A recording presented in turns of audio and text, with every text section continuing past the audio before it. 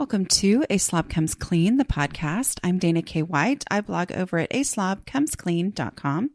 That's where I share my personal deslobification process. As I figure out ways to keep my own home under control, I share the truth about cleaning and organizing strategies that actually work in real life for real people, people who don't love cleaning and organizing. Thanks for joining me today. This is podcast number 276. And I'm officially saying Merry Christmas, y'all. It is December 24th when this is coming out. And I know that probably the vast majority of you are not going to listen to it on Christmas Eve, but it's not about Christmas anyway. But we are going to talk about decluttering, perspectives on the container concept, and different ways of explaining it and looking at it. So I am joined in this podcast by Cas and Dawn. Dawn is the Minimal Mom on YouTube, and Cas is Clutterbug. And she's also on YouTube, and she has a show on HGTV coming out, like for real, like that's as big as you get. But anyway, so I'm really honored to have them there. I have mentioned, I believe in the last podcast, that the three of us got together and did a course, and it's called Take Your House Back. And so you can go to takeyourhouseback.com and find out how to join that course. It officially starts on January 1st, but there's an early bird discount if you go ahead and purchase before or by December 31st. So you've got a week. You listen to this one, but even if you aren't going to get the course, which believe me, y'all know I'm so cheap. And so like, I totally get it. Okay. Like it's an investment for sure. It's an investment. I get it. I really think it's worth it. We put a lot of work into it. And I'm just really excited about what's in the course, and I really love them. We laughed a lot. We had a great time together. But even if you're not going to get the course, I think you're going to get a lot out of this. As we were, actually, we were just leaving, and which we had been. Oh, y'all, these times are crazy. But anyway, so we did get together in person. It was a really big deal, and because these are not the days where that's normal, but like we were super careful for our 2 weeks before and super careful for our 2 weeks after, and whew, yay.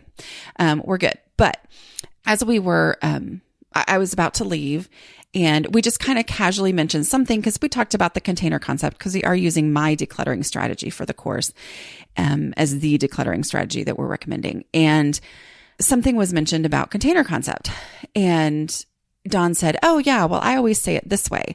And Cas said, "Oh yeah, well, I say it this way." And I was like, that's so interesting. So we talked about that. And we talked about some other things. And I think it's really going to be just overall helpful. Cas is an organizer.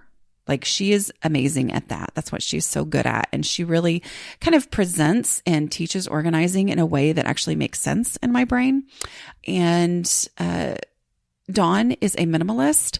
Like that's her goal. But at the same time, she's not the sterile minimalist. I mean, she's a mom and she's got 4 kids and they live their life. And anyway, so it's a real practical ways. And I feel like we really kind of round each other out. So I think you're going to enjoy and learn from today's episode. But yes, I am telling you, if you're going to join this course, I recommend that you do it while you can get the $20 off. So that's takeyourhouseback.com. And of course, the link is going to be in the show notes, of course.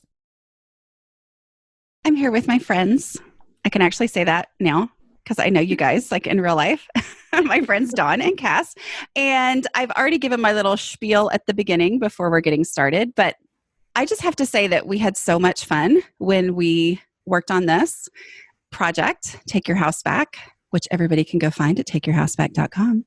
It was just a lot of fun, although I was just informed by both Dawn and Cas that they had a lot of fun when I wasn't there. So I'm choosing to not be hurt and offended by that. That's not true. Well, we did, but more fun with you there. Okay. Yeah, we would have liked for you to be there. I heard that you cried. Remember, didn't y'all say that you cried before I got there? I talk nonstop, and somehow I talked my way into my childhood issues, and then I started sobbing. Poor Dawn. She's just like, I am not a therapist. Could you be quiet now? That's just me. Yeah. And none of that's on film, because I want to hear the whole, okay, we won't make you do it today, but anyway. Okay. So why don't you guys go ahead and introduce yourself and just kind of tell us what you do online, and then we'll get into your own personal slob story. Yeah. Okay, Dawn, when did you go? Well, I'm Dawn from The Minimal Mom. If we haven't met before, I'm married to Tom. We have 4 kids, ages, this is where I get hung up, 6 through 11 now. And I found minimalism about 6 years ago because I just felt like there had to be a way to stay on top of your house and still like pursue some kind of outside either hobby or work thing, right? I'm like, there just has to be a way. And so I was just trying everything. And finally I listened to a podcast by Joshua Becker, who's, a well-known minimalist. And he's just like, did you know you don't have to have all of this stuff? And it was like, that was my light bulb moment. And he went on to give permission to get rid of it. And I'm a pretty easy sell. Like, I'm not going to lie about that. And so I'm always like, well, you don't have anything to lose. So over the next year, we got rid of about 80% of our stuff. I did not invite Tom into the process until I was about 70% of the way done. Because I just focused on my own stuff and the kids' stuff. But I couldn't believe how it transformed our house. And it truly made it a place where I could keep it picked up and stay on top of it, still feel like I was doing a good job as a mom, and get to start a blog and do some of that stuff that I was interested in. And so now I mostly hang out on YouTube. And so I love sharing videos with just tips and tricks to help you simplify your house quickly. Got to read Dana's book this past summer with another group of women. And we just all, decluttering at the speed of life, we were just all like, this woman gets it. And we had so many of the same ideas. I had maybe some different terms for them, but I just felt like we could be best friends, and just felt like I finally found someone else who the normal systems didn't work for me, and it didn't seem like it worked for Dana either. So I thought we could be friends. Yes. Yeah. And that's how we ended up. Well, actually, we ended up meeting. We were at a conference a year ago. Yep. Year-ish ago, something like that, fall of 19. Yeah.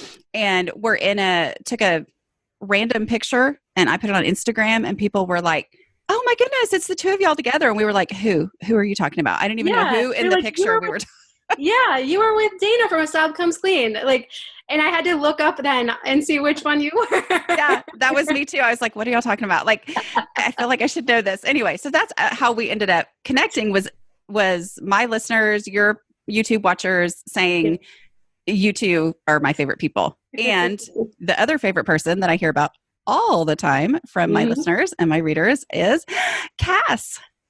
Hi, thanks for having me. I'm Cas from Clutterbug. I'm the mom of 3 kids. My oldest is 14, which makes me feel so old.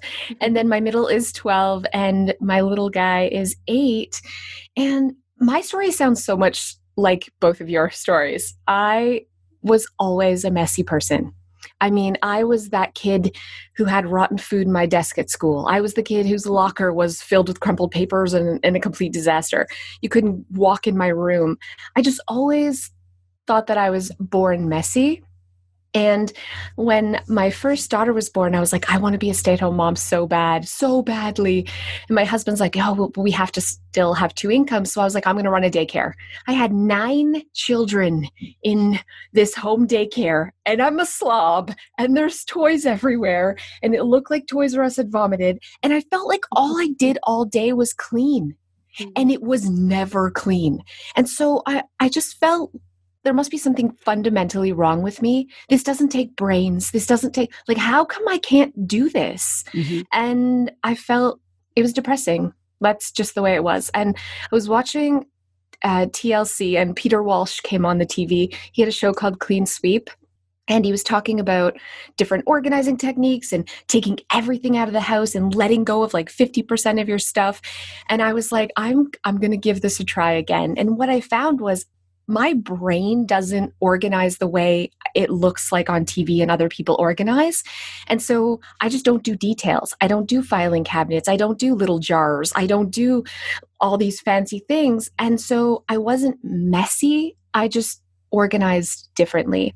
And just giving myself permission to say that I'm not messy, I just organize differently, it changed my life. And I found systems that worked. I let go of over half of my stuff.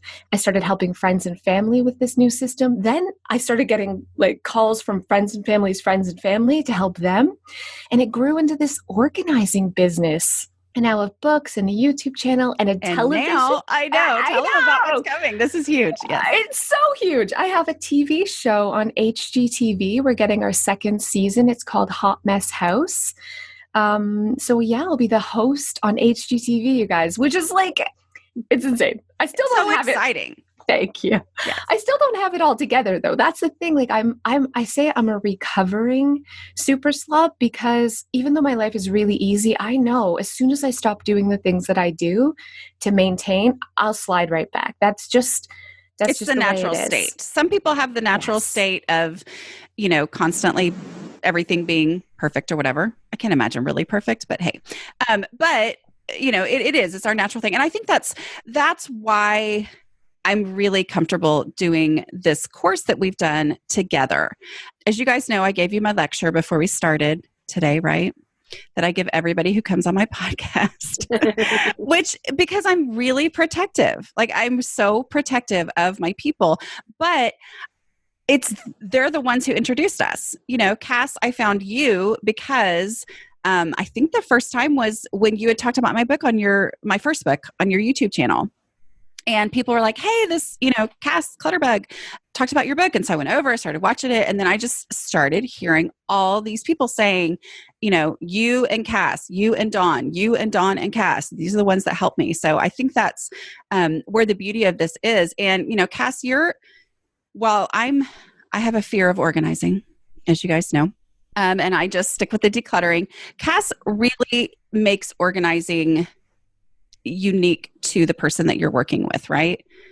I mean, like that's your passion, is finding out people's organizing style. You diagnose me, right? Do you call it diagnosing? Sure. Yes. You diagnose my organizing style in our course that we do. And Dawn is the minimalist, but you make it real and practical, because that's another word that can scare me, is minimalism. I'm like, wait, what does that mean? I like having whatever I want to wear whenever I want to wear it, or whatever. So, but you make it really practical and doable. One of the things that came up, and in our course, we've got videos, we've got lots of beautiful printables that Cass has put together. And we also did some podcasts where we talk through different things. And one of the things, as we were done with the podcast, we just kind of casually mentioned I said something about container concept, and Dawn said, oh, I call it this. And Cass said, oh, I call it this. And so it's the same concept, because the reality is it's just scientific fact. You cannot stuff more into a space than will actually fit in it. So we each have our different ways of explaining that. So I thought, well, today let's have you guys, for my people, if this is your first time that you've listened, the very basic, I mean, my goodness, I've talked for hours about it, and there are chapters and there are whatever, but my basic thing is realizing that a container is not for putting things in, it's to serve as a limit. And it's meant to contain. So I can only put as many markers in the marker jar as the marker jar will hold. And if I have more than that, things are going to get out of control. So that's the ultimate, very basic version of what I call the container concept. But Dawn, how do you describe it? So I like to say, make the boundaries the bad guy, because like you, Dana, I think I was finding that why do we have like this emotional attachment to our stuff? One minute it is frustrating us beyond belief because it's everywhere and we're embarrassed by it and all that. And then we go to declutter it and it's like, but I can't get rid of it. Well, one of the things I always say is, those memes that say broken crayons still color? And I'm like, that is true. And I believe that in my heart. Like, that's how I view my stuff, is I'm like, well, for me to say that it has no value, I mean, that makes me a bad person, right? Heartless. Yeah, exactly. So go ahead. I'm sorry. So I like to say, make the boundaries the bad guy. Yeah. And so, like when we're decluttering toys with our kids and I say, well, they just all have to fit in the bins. It helps to push some of that liability off of me onto the bins. They're the bad guy, not me, right? And so it's very similar to what you talk about, Dana. Like when I was reading that chapter in your book, I'm just like nodding along. But I found that to be very helpful. Of like, the boundaries are the bad guy. I'm not the bad guy. It's the boundaries saying that this stuff doesn't fit in there. And so it also keeps you from having to, it's one thing for me to make value decisions about my stuff. A lot of resistance can come in when I start making value decisions about your stuff, especially when you're talking about, dealing with your kids, with your husband, all that kind of stuff. It's like, I can't say why you're emotionally attached to that or that you shouldn't be emotionally attached to that. And those boundaries let, you kind of work through that on your own. Mm-hmm. And it is really helpful, like when, if we are trying to help spouses or other people in our household. I like what Joshua Becker says. He likes to use the phrase, well, could we both agree that it would be nice if we could both park in the garage, or it would be nice if we could walk around our bed without tripping on stuff. And so we find common ground. And so those boundaries really can help with that common ground. Could we agree it'd be nice if all your clothes fit in your dresser, Right. And so it is helpful when we're working with other people too, definitely. Definitely. Okay, Cass, how do you put it? I think because I'm predominantly an organizer, there's a real myth that organizing creates space, and that is not true. Organizing makes things easier to find and put away. Decluttering creates space. And so my golden rule is you always organize for the space, not your stuff. You don't look at what you have and think, how can I make this cram into this spot? This is how much space I have. How can I edit what I have so it fits in this space? And it's that simple change in your mindset, like knowing that this is what I have to work with and I have to edit to make it fit. That's what really helps. And this new way I'm decluttering. Okay, so I watched Utopia. I'm not going to get into it, but anyways, they asked yourself, what are you doing to earn space in this big world? That's something that they were saying in the show. And I was like, oh my gosh, what is my stuff doing to earn its place in my home? And so that just took the emotion out of it for me. So I was looking at my necklaces and they were crowded, but I love necklaces. And so because I love necklaces, I'm like, I can't get rid of them because I love necklaces. But just looking at it and saying, which one of these are not earning their space on this board allowed me to say, it's not that I don't like them. It's like, which one is not earning its keep? Which one can go so that the ones that are left are the ones that I use and love? And so that's a new way I'm sort of looking at decluttering. Yeah. I call that container worthy. Is it container worthy? Which might be an inappropriate reference because did y'all watch Seinfeld? Were y'all Seinfeld people? No. Okay. Then people who do might know what that is, but I won't explain. Anyway, but yeah, it's contained. It's that I love that way of looking at it. Can you say again what your first phrase was? Because I was like, oh yeah, and it's left my head. Your first phrase of what your overall statement is that you say to explain this concept. I don't know that organizing is a myth. It was the creating. Organizing doesn't create space, decluttering creates space, or something like that. Yes. Yeah. So people really do believe that organizing creates space in their home. They say to me all the time, if I could just get organized, all my stuff would fit. But that's the biggest myth of all. Organizing doesn't create space. Decluttering creates space. And what's the value of space you find? It's putting away things easily. It's finding things easily. That's what it comes down to for me. My biggest struggle before, like in my messy days, was I spent so much time looking for things, and so much time trying to tidy all the time because it wasn't easy to put the pen away. I had to shove, I had to hide, I had to find a spot for it to go. And so every day I was literally spending hours because I had too much stuff. That's the crux of it. Okay, so the other thing too is we've talked about clutter threshold. So just so you guys know, in our course, which we're totally trying to sell you today, but anyway, but in our course, we're sticking to my decluttering strategies because we don't want to confuse you. Okay. We know, and Dawn's a big fan and of the 5-step process. I did get to practice it on Cass, which was really fun, but we're sticking to that. And then, but Cass is taking it the next step with organizing strategies that actually work, for your real situation. But we talk about clutter threshold, and my definition for clutter threshold is, or what I mean when I say clutter threshold, is the amount of stuff that I personally can keep under control in my own home. So it's different for everybody. You only find it by decluttering. Like you cannot predict your clutter threshold. You cannot find someone else's clutter threshold. It's not what you wish somebody else's house looked like. It's simply get rid of stuff until you realize, oh, I'm able to keep my house under control now.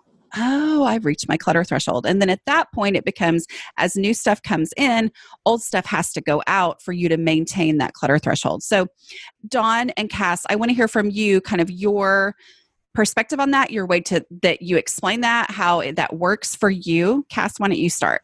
So for me, it's about, does all of my stuff fit in my home today with what I have today? I've heard so many people, and I was part of this too, if I just got a couple of more bookshelves, if I just had another piece of furniture, if I just had some fancy little plastic organizing things, then I would have this space.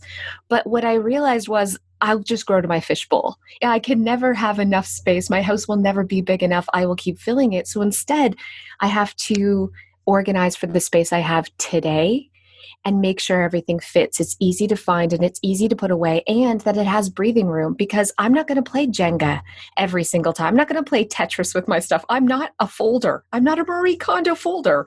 So if it only fits in the drawer that one time that I fold everything super, super neat, that isn't realistic for me. And so I realize when things start to get hard to put away, things start to get messy, that's when I need to declutter. Yes, I had something really profound that I was going to say, and it's gone. Maybe I'll think of it later. That's how I operate. Anyway, my listeners are used to that. It's fine. Dawn, how do you explain that, or what do you have on that? So I've started thinking about everything in our house as inventory. And so realizing how much inventory can I manage? And that does, like you said, that it might even change from season to season. Like when you have young kids, might be different than if you're caring for aging parents, or if you start to have some of your own health challenges. And so I've realized that through different seasons that the amount of inventory that I can manage does fluctuate. But it hit me one day when I was pulling some like vegetables out of the fridge that had gone bad. And I was like, I totally forgot these were here.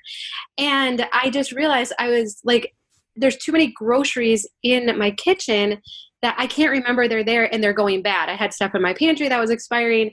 Always there was stuff going bad in the fridge, right? And I was like, well, I'm trying to have like the whole inventory of the grocery store in my house so I don't have to go so often, but it's not working, right? It's too much inventory.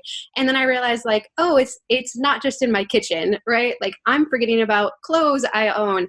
The kids forget every day about toys that they have and craft supplies and all of that kind of stuff. And so I just started applying that concept to every area of our house, paring back the inventory until my goal was the same as you, Dana, right? Until I could stay on top of my house and keep it picked up and keep it feeling peaceful. And, you know, honestly, I'm not trying to like advocate that everybody has to be a minimalist, but I was surprised how far I had to go and how much stuff I actually had to get rid of to get to a point where my house has been really easy to maintain now. And I know people always like ask that question, like, well, when do you know? Like, right? Like, when do you arrive? And it is really personal, but I do think you might have to go a little further than you think to get there. I think that's a great point. And that's encouraging, because for those who feel like they've been trying to know that, okay, it's okay to go farther than you think you're going to have to go. And it goes again to that you cannot predict it. You just don't know. Just keep going. Yeah. Cass, I remembered my profound thing, which I don't know that it's that profound anymore. But you were talking about, you know, wanting more space to put things, more, you know, but the reality is, even though you can't predict it, for me, once I decluttered, my house felt so much bigger. You know, the decluttering gave me that space. Like I no longer felt like my house was too small. Now I'm like, oh, okay. And it finally made sense why my friend's house felt bigger, even though it was half the size of my house. Like it, you know, all those things that didn't compute, it was like, oh, I simply had to get that stuff out of there. And that's when the space actually does happen. Yeah, I used to complain because I didn't have a linen closet. And I was like, I don't have any place for towels. I'm like, when I move one day, the most important thing I'm going to have is a linen closet. No, I just had too many towels. They all fit, they fit fine now, right? But you probably hear this from your listeners. I hear this from my listeners and my followers all the time. They're like, I just need more storage. The truth is you just need less stuff. Mm-hmm. And, finding storage space in your own home, finding what am I storing that I don't actually use that can go for the stuff that I do use all the time that actually deserves, it's container worthy. It deserves space in my home. Yeah.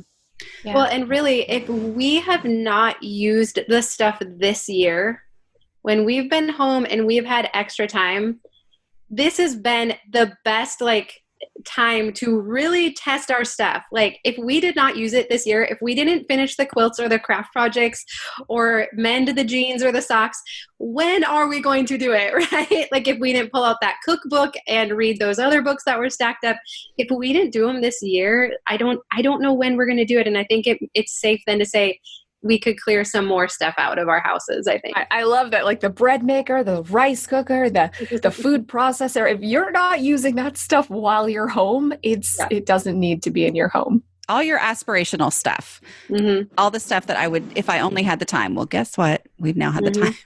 Not that it hasn't been difficult, but I do think, 2020 has not given us a whole lot of positive things, but that is a positive thing from it. And that's one of the reasons why Dawn wanted to do this course right now, because we are, and a lot of us are going back into more at home time coming up here. And I think it's going to be, we're ready. It's kind of like, okay, so we went through the time where we felt like we were paralyzed and maybe didn't get done what we thought we would have gotten done during that time. So now let's go in with the resources to do that. So Dawn, why don't you talk through just the basics of what's included in the course? So basically we broke it down into 3 different sections. So the first section is have less, then do less, then want less. So the first section is all about decluttering. We took Cass through Dana's method of decluttering without making a mess, and it was awesome because she was so skeptical. And Did we convince you? I honestly, it was very eye-opening, and I'm so glad that I did it. And now I'm going to be able to help my clients better because I didn't see it from your perspective before. I've never actually seen it from someone who's like, no, everything is really special, and let's do it without the emotion, and let's do it without making a mess. So it was wonderful. I loved it. And then the second section is all about doing less. And so this is where Cass's organizing comes into play.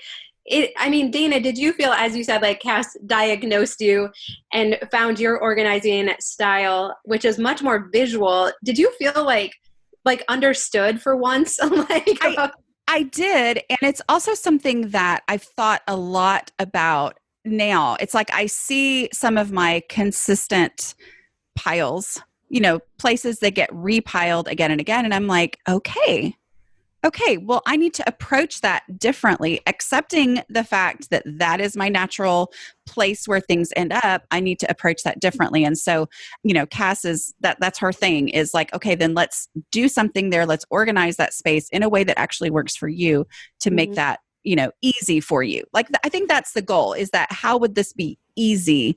Yeah. And I like easy. But I like easy too. Yeah. And to me, that's what organizing is really about. It's about doing less. It's like not walking as far to put something away. It's how could I be as lazy as possible and still have a super fab house? It's like, this is where I pile stuff. Okay, where can I make a home that's right here, but it's neat and tidy instead of a giant pile? But I think because of all the times when I had tried to get organized before I got into just decluttering, just get it out of here, it was never easy. Because I had too much stuff, I had more than I could possibly actually organize. And so it made things feel more complicated. So I think those two things go so well together, is to get it out and then actually figure out how to make it work with your real life. I love that. And we also talk about meal planning, getting some simple cleaning routines in place so that you really can enjoy your house again, which is so fun. And then the last section is all about wanting less. And this was probably my favorite section. We all had different approaches to how do we combat consumerism and retail therapy and refilling our house up with stuff. And I feel like the ideas in that section are gold. Like you will find something that will work for you. I love it. I love it. Is there anything else you guys wanted to say before we wrap it up today? I hope that everybody will come and join us in the course. There's videos, there are podcasts, which we call productivity podcasts, so that you can go ahead and get to work. There's lots of printables to keep you on track and focused. And there's also a Facebook group where you can support other people going through it. It's going to officially start on January 1st. So before January 1st, which this is coming out on Christmas Eve. So if you need a last minute gift, or if you need to send somebody the link for the gift certificate so they can get you a last minute gift, you can grab that. And the early bird 20 gives you $20 off before it actually starts. And then I believe it will be open through January, correct?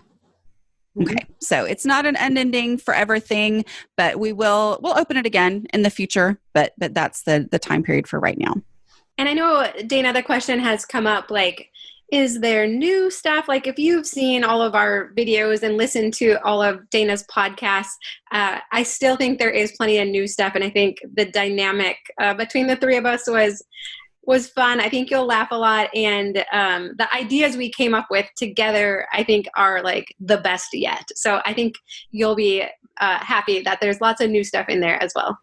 Right. And I think it's going to be something that will keep you focused and on track. We're not talking you through, okay, everybody go do this, and then everybody go take this step. We're not doing that. Okay. So just so you know, but like you said, the appeal is these discussions that we're having. I mean, we're taking all these really basic concepts that we all have figured out and implemented in our homes, and we're discussing them, and that is helpful. You know, I think there's a lot of value to it. I was very excited after we did it. I was like, This is going to be really good.